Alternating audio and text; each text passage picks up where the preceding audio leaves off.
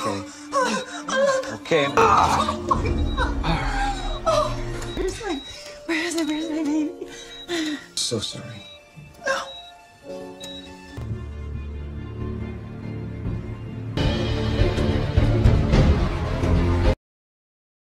Terima kasih udah mampir, semoga kalian yang menonton video ini, selalu diberi kesehatan, dan rezeki yang lancar setiap harinya. Film ini bercerita tentang pasangan yang melakukan program bayi tabung melalui ibu pengganti. Hubungan yang awalnya baik, seketika menjadi mencekam setelah kelahiran bayi tersebut. Diduga, ibu pengganti itu melakukan teror untuk merebut kembali anak yang telah dia lahirkan. Namun, fakta yang sebenarnya lebih mengejutkan dibanding aksi teror itu. Mari kita saksikan alur cerita ini bersama. Ambil posisi santai, dan biarkan laptop yang bercerita.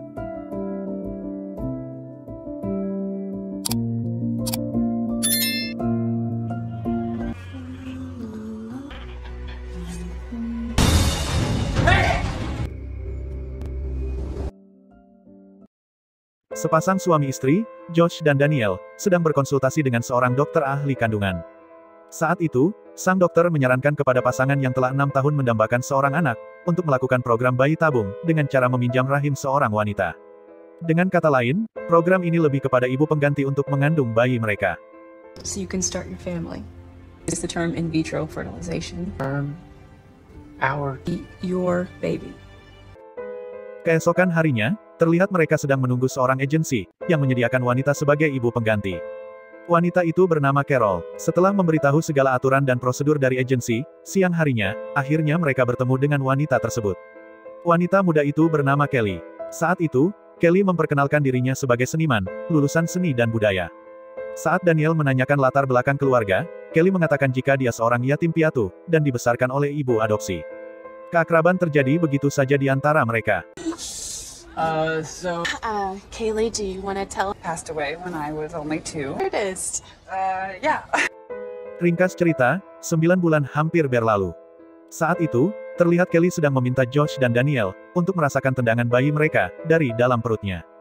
Hal itu sungguh membuat senang hati Daniel, yang telah lama mendambakan seorang anak. So, hand on my stomach. Oh my god. It's our family. Scene kemudian memperlihatkan Daniel dan Josh yang sedang berada di rumah sakit. Mereka yang tak sabar, segera melihat, dan menggendong bayinya. Setelah itu, barulah mereka mengunjungi Kelly yang masih terbaring, karena dia melakukan persalinan dengan cara operasi. Namun, pada saat itu, Kelly terlihat lebih dingin, dan tak ingin berbicara dengan pasangan suami istri itu. Sambil mengucapkan terima kasih, mereka pamit meninggalkan Kelly. Kehadiran seorang putri, yang mereka beri nama Sophie, sungguh memberikan kebahagiaan di kehidupan mereka.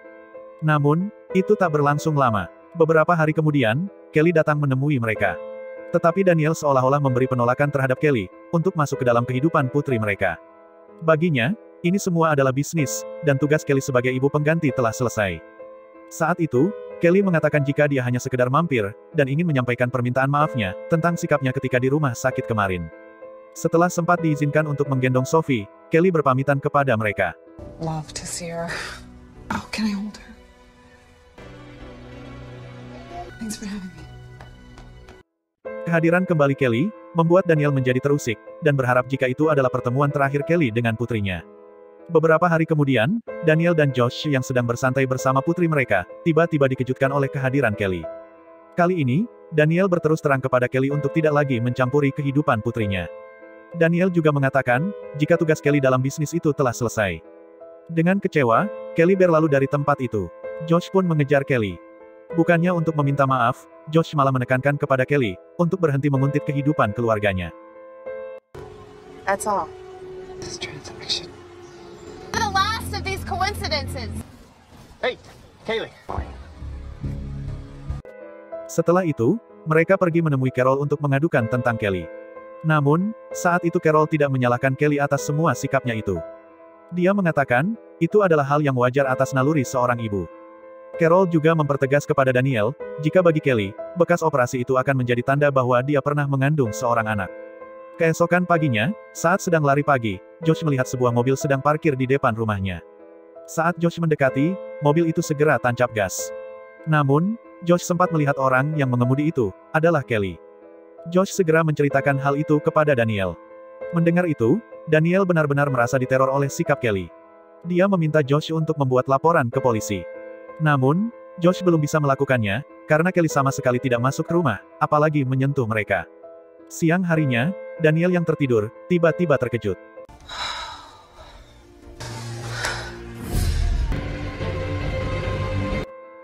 Scene beralih ke kantor polisi.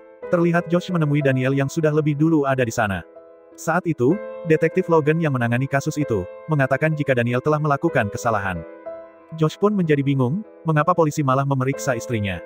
Logan menjelaskan, jika Daniel berada di kantor itu karena laporan dari Kelly. Kelly memberi laporan atas pemukulan yang dilakukan Daniel kepada dirinya. Daniel mengakui itu kepada Josh, jika itu adalah benar, karena Kelly tiba-tiba muncul di dalam rumah sambil menggendong putri mereka. Tetapi, kepada Detektif Logan, Kelly memberikan keterangan lain. Dia hanya mampir, dan melihat pintu rumah yang terbuka. Dia masuk karena mendengar tangisan bayi. Dia berusaha mendiamkan bayi itu, dengan cara menggendongnya. Namun, Daniel yang terbangun, malah memukulnya dengan tongkat pemanggang api. Josh pun protes, dan mengatakan jika Kelly lah yang seharusnya ditahan, karena telah menguntit dan meneror kehidupan mereka. Namun, Logan mengatakan jika Josh harus memiliki bukti terlebih dahulu, agar bisa melaporkan balik Kelly. Malam harinya, Daniel terkejut mendengar suara pecahan kaca dari lantai bawah. Josh segera mengecek hingga keluar rumah, namun tidak menemukan hal yang mencurigakan, bahkan, Sophie masih tertidur lelap di kamarnya. Namun pagi harinya, Daniel melihat mobilnya dirusak. Logan yang diberitahu, segera memeriksa ke rumah mereka. Tetapi, karena tidak ada bukti yang menunjukkan jika itu perbuatan Kelly, Logan tidak bisa menerima laporan itu sebagai aksi teror dari Kelly, tetapi Logan berjanji tetap akan menyelidiki kasus ini. Has done could be chalked up to. Does this strike you as today? I promise. Josh yang sudah mulai geram dengan sikap Kelly, meminta bantuan kepada temannya yang bernama Tyler, untuk meretas, dan menyelidiki rekam jejak Kelly berdasarkan data-data dari agensi. Meski sempat menolak, karena itu merupakan perbuatan melanggar hukum, namun akhirnya Tyler menyetujui permintaan Josh, demi keselamatan Sophie. I'm afraid, Daniel. It needs to be done. You need those records. I need the record. Scene kemudian memperlihatkan Josh dan Daniel yang sedang menemui Logan di kantor polisi. Saat itu, Logan menunjukkan bukti-bukti keberadaan Kelly di malam saat rumah mereka mendapatkan teror. Dari rekaman CCTV, terlihat Kelly sedang duduk di sebuah bar sepanjang malam. Logan pun berkesimpulan tidak mungkin jika Kelly berada di dua tempat yang berbeda. Setelah itu, Daniel dan Josh pergi ke sebuah restoran. Mereka menjadi bertanya-tanya, siapa yang telah melakukan teror itu, jika memang bukti-bukti dari Logan itu benar. Saat itu, Josh menyampaikan perihal Tyler yang akan membantu mereka menemukan fakta tentang Kelly. Malam harinya, Tyler bertamu ke rumah mereka sambil membawa data-data tentang Kelly. Dari data-data tersebut, mereka menemukan catatan kejiwaan Kelly, yang selalu berkonsultasi dengan seorang psikiater, bernama Karen Jorgensen. Tyler juga mengatakan jika dia menemukan satu data yang dilindungi menggunakan kata sandi. Namun, dia berjanji akan segera meretas data-data yang terlindungi itu. I hope you're not checks medical records. People around here see a therapist. It's not password protected like the other. Probably. But it'll take time. Setelah itu, Tyler berpamitan untuk pulang. Tetapi, saat ingin memasuki parkiran di apartemennya, Kelly datang, dan tiba-tiba.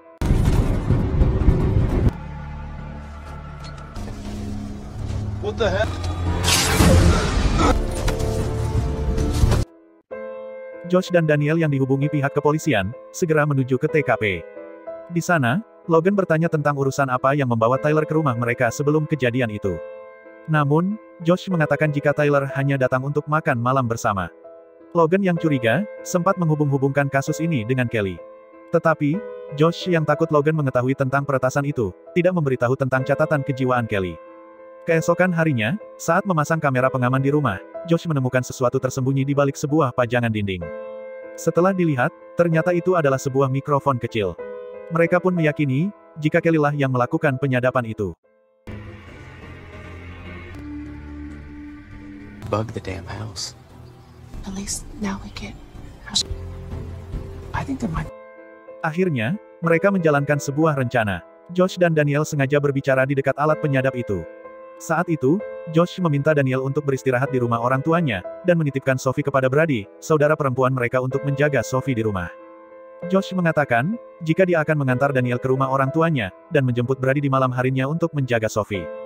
Malam itu, terlihat seorang perempuan berambut pirang, turun dari mobil Josh. Setelah itu, Josh segera pergi. Kelly yang melihat dari kejauhan, segera masuk ke rumah untuk mengambil Sophie. Saat itu, sambil mengeluarkan sebilah pisau, dia mendekati wanita berambut pirang itu. Namun,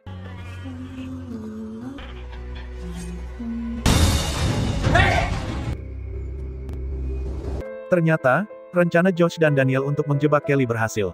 Setelah itu, Logan bersama timnya datang. Saat itu Josh juga memberitahu tentang penyadapan yang dilakukan oleh Kelly. Dengan segala bukti yang telah ada, Logan pun memastikan untuk melakukan penahanan terhadap Kelly.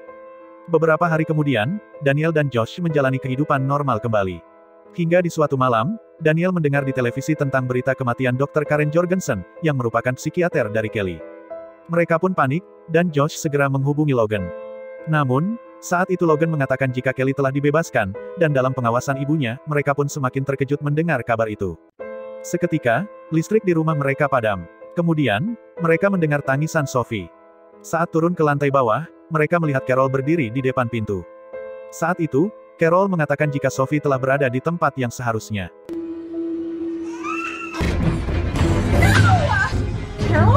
Carol? Might have been some problems, so I stopped by. She's right where she's supposed to be. Carol pun menceritakan sebuah kebenaran. Ternyata, Carol adalah wanita yang bayinya meninggal saat di awal film. Dia mencuri Kelly saat masih bayi. Setelah Kelly dewasa, ternyata dia menerima kenyataan pahit bahwa Kelly tidak subur, maka dari itu, dia berpura-pura menjadi agensi, untuk meminjamkan rahim Kelly, agar Kelly bisa melahirkan anak. Di ujung perdebatan itu, Carol menusuk perut Josh, kemudian dia pergi dengan membawa Sophie. Daniel pun mengejar, sehingga terjadi perkelahian di antara mereka. Namun, tiba-tiba,